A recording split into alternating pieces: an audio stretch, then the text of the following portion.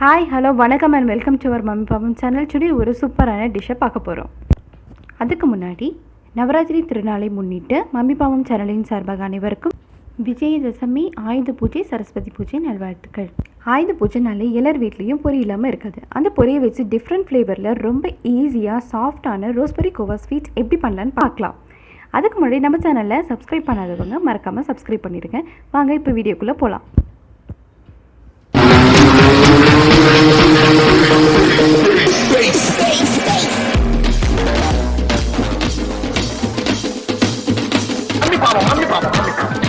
நம்ம ஸ்வீட் செய்கிறதுக்கு தேவையான பொருட்கள் 2 கப் பொரி, 1 கப் சர்க்கரை, 1/4 கப் பால், 1 கப் துருவிய தேங்காய், வாசனைக்காக 4 ஏலக்காவை எடுத்திருக்கோம். வாங்க இப்போ நம்ம ரோஸ்பெரி கோவா ஸ்வீட் எப்படி செய்யலான்னு பார்க்கலாம். அதோட ஏன் காலகாலமாக ஆயுத பூஜை கொண்டாடுறோம் அப்படிங்கிற இன்ஃபர்மேஷனையும் தெரிஞ்சுக்கலாம்.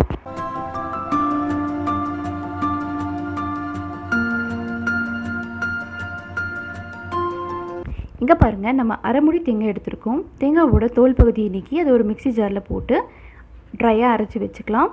இல்லைன்னா அடிப்பகம் வரையும் துருவாமல் தேங்காவை துருவி ஒரு பவுலில் ஷிஃப்ட் பண்ணி எடுத்து வச்சுக்கோங்க. அதே மிக்சி ஜாரில் நம்ம 2 கப் பொரி எடுத்துருக்கோம். பொரியை அரைச்சி ஒரு பவுலில் ஷிஃப்ட் பண்ணி வச்சுக்கலாம். நம்ம நரன்னு அரைச்சிருக்கோம். நீங்கள் மையம் அரைக்கிறனாலும் அரைச்சிக்கலாம். பொரியை நரன்னு அரைக்கிறதுனால டிஷ்ஷில் பொரியோட யூனிக்னஸ் இருக்கும்.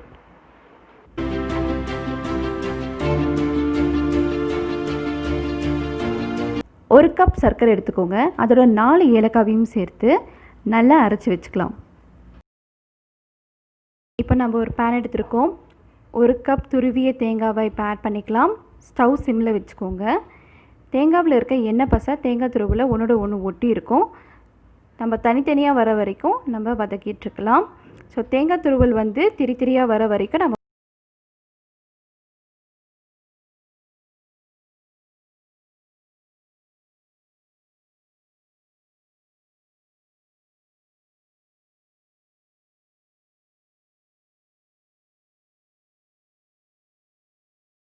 என்னன்னு நம்ம தெரிஞ்சுக்கலாம். ஆயுதம் என்பதன் உண்மை பயனை உணர்ந்தான ஆயுத பூஜை கொண்டாடப்பட்டு வருகிறோம். நவராத்திரியின் 9 நாட்கள் 3 பகுதிகளாக பிரிக்கப்படுது. அதில் முதல் 3 பகுதிகள் வீரத்திற்குரிய பார்வதி தேவிக்காகவும், 2வது பகுதி செல்வத்திற்குரிய லக்ஷ்மி தேவிக்காகவும், 3வது பகுதி கல்விக்குரிய சரஸ்வதி தேவிக்காகவும் கொண்டாடப்பட்டு வருகிறோம். இங்கே பாருங்கள், தேங்காய் துருவல் இப்போ தனித்தனியாக பிரிஞ்சு வர ஆரம்பிச்சிருச்சு. இந்த டைமில் நம்ம 1 டேபிள் ஸ்பூன் நெய் ஆட் பண்ணிக்கலாம். நெய் பிடிக்காதவங்க ஸ்கிப் பண்ணிக்கோங்க. வாசனைக்காக தான் நெய் ஆட் பண்ணிக்கிறோம். தேங்காய் நல்லா மிக்ஸ் பண்ணி விட்டுக்கோங்க. ஸ்டவ் சிம்லே தான் இருக்குது. இப்போ அரைச்சி வச்சுருக்க பொரி பவுடர் எடுத்துக்கலாம். அது துருவிய தேங்காவோடு நம்ம ஆட் பண்ணிக்கலாம். ஜஸ்ட் அது வதக்கிட்டே இருங்க. நம்ம தேங்காயில் தோல் நீக்கி போடுங்கன்னு சொன்னோம் இல்லையா, அது ரீசன் என்ன அப்படின்னா, தோலோடு போட்டோன்னா அது பர்ஃபி டைப்பில் ஆகிடும் அண்ட் டேஸ்ட்டும் டிஃப்ரெண்ட்டாக இருக்கும். அந்த ஒரு ரீசனால் தான் தோல் நீக்கி நம்ம போட்டோம். 1/2 கப் முழு சர்க்கரை எடுத்துக்கலாம். நீங்கள் எந்த கப்பில் மெஷர்மெண்ட் எடுக்கிறீங்களோ அந்த கப்லேயே சர்க்கரையோட அளவு எடுத்துக்கோங்க.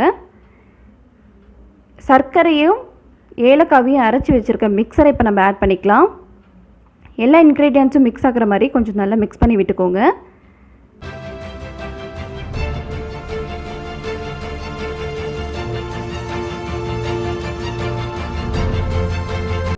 இப்போ 1/4 கப் பால் ஆட் பண்ணிக்கலாம் பாகு வர்றதுக்காக. நம்ம ஏன் முழு சர்க்கரையை ஆட் பண்ணோம் அப்படின்னா, பாகு கிடைக்கணுங்கிறதுக்காக தான் 1/2 கப் முழு சர்க்கரையை நம்ம ஆட் பண்ணோம். ஸோ நல்லா வதக்கிட்டே இருங்க. மெல்ட் ஆக ஆரம்பிக்கும்.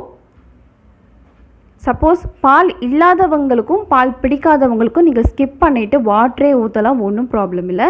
நம்ம டிஷ்ஷோட ஃப்ளேவருக்காக நம்ம பால் ஆட் பண்ணியிருக்கோம். நல்லா கலக்கி விட்டுட்டே இருங்க. பாகு பதம் வர வரைக்கும் நல்லா கலக்கிட்டே இருக்கலாம். மிக்சர் எப்போ டைட்னஸ் ஆகுதோ அந்த டைமில் நம்ம எடுக்கலாம். சில பேருக்கு அது எப்படின்னு தெரியலனா அட்லீஸ்ட் ஒரு 12 to 15 மினிட்ஸ்க்குள்ளே வரைக்கும் நீங்கள் ஜஸ்ட் கலக்கிட்டே இருந்தீங்கன்னா போதும், அந்த பதம் வந்துடும் உங்களுக்கு. மிக்சர் டைட்னஸ் வந்த உடனே நம்ம ஒரு பவுலில் ஷிஃப்ட் பண்ணி வச்சுக்கலாம். இங்கே பாருங்கள், தேங்காய் பொரி நல்லா சக்கையோடு நல்லா ஒரு பதத்தில் மிக்ஸ் ஆகிடுச்சு. இது ஆஃப் மிக்சரை மட்டும் எடுத்து ஒரு பவுலில் ஷிஃப்ட் பண்ணி வச்சுக்கலாம்.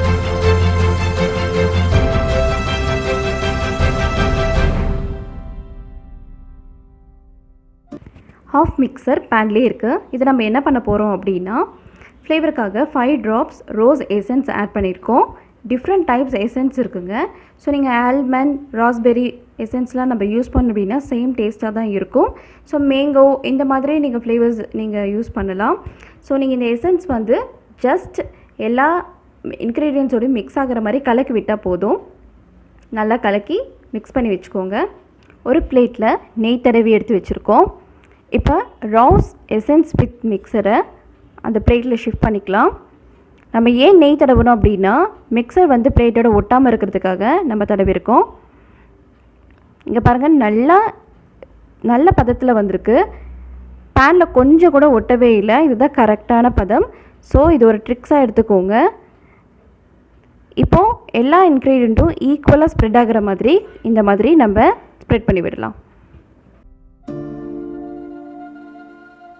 நம்ம ஆல்ரெடி ஷிஃப்ட் பண்ணி வச்சுருந்தோம் இல்லையா அந்த மிக்சர், இதோட ஆட் பண்ணிக்கலாம். இந்த மிக்சரும் ஈக்குவல் சைட் ஸ்ப்ரெட் ஆகிற மாதிரி இந்த மாதிரி பண்ணிக்கலாம். அப்போ தான் வந்து ஈக்குவலாக வந்து ஸ்ப்ரெட் ஆகும். நல்லா பாருங்கள், தேங்காய் பொரி இது எல்லாமே வந்து சேம் அதே மாதிரி இருக்குது. நல்ல கான்ட்ராஸ்டில் இருக்குது. இப்போ நைஃப் எடுத்துக்கோங்க, அதில் கொஞ்சம் கீ தடவிக்கோங்க. ஸோ இது எதுக்கு அப்படின்னா இந்த மாதிரி லேயர்ஸ் செப்பரேட் பண்ணுறதுக்கு. ஜஸ்ட் நீங்கள் சைடில் மட்டும் இப்படி பிளேட்டை நீங்கள் ரொட்டேட் பண்ணி இந்த மாதிரி நீங்கள் பண்ணிட்டு வரலாம். ஓகே, இங்கே பாருங்கள், இந்த மிக்சர் லேயர் நல்லா செட் ஆகிடுச்சு. இப்போ நம்ம கட் பண்ணிக்கலாம். உங்களுக்கு எந்த ஷேப் வேணுமோ அந்த ஷேப்க்கு நீங்கள் கட் பண்ணிக்கலாம். ஸோ உங்கள்கிட்ட ஷேப்பிங் ட்ரேஸ் இருந்தாலும் நீங்கள் கட் பண்ணிக்கலாம். நம்ம வந்து இப்போ டைமண்ட் ஷேப்பில் கட் பண்ண போகிறோம். இந்த டைமில் நான் ஆயுத பூஜைக்கான செகண்ட் ரீசன் என்னன்னு சொல்ல போகிறேன். பஞ்ச பாண்டவர்கள் சூதாட்டத்தில் தோத்துட்டாங்க. அதனால் 13 ஆண்டுகள் வனவாசம் செல்ல வேண்டிய கட்டாயம் இருந்தது. தனது ஆயுதங்களை மறைச்சி வைக்கிறதுக்கு பிளான் பண்ணாங்க. அதனால் வன்னி மரம் அப்படிங்கிற மரத்தில் தனது ஆயுதங்களை மறைச்சி வச்சாங்க. 13 ஆண்டுகளுக்கு பிறகு தனது ஆயுதங்களை எடுக்க போனாங்க. இத்தனை ஆண்டுகளுக்கு அப்புறம் தனது ஆயுதங்களை பாதுகாத்தனால சில பூஜைகளையும் விரதங்களையும் கொண்டு ஆயுதத்தை வழிபட்டாங்க. அது நாளடைவில் ஆயுத பூஜை உருவாக்குறதுக்கு ஒரு ரீசனாக இருந்துச்சு. ஓகே, சூப்பராக ரெடி ஆகிடுச்சு நம்ம டிஷ். பார்த்தாலே தெரியும் பொரி அங்கங்கே இருக்கும்போது மெயின் டிஷ் பொரி டிஃப்ரெண்ட் ஃப்ளேவர் தரணும் அண்ட் யூனிக்னஸ் தரணுங்கிறதுக்காக தான் நம்ம நிறைய அரைச்சோம். வாயில் வச்சா கரையக்கூடிய மிக சுவையான ரோஸ்பெரி கோவா இப்போ ரெடி ஆகிடுச்சு. நீங்களும் மறக்காமல் வீட்டில் ட்ரை பண்ணி பாருங்கள். இந்த ஆயுத பூஜையை ரோஸ்பெரி கோவாவோட கொண்டாடுங்க. இந்த வீடியோ பிடிச்சிருந்தா லைக் பண்ணுங்கள், யூஸ்ஃபுல் நினச்சிங்கன்னா ஷேர் பண்ணுங்கள், மறக்காமல் சப்ஸ்கிரைப் பண்ணிவிடுங்க.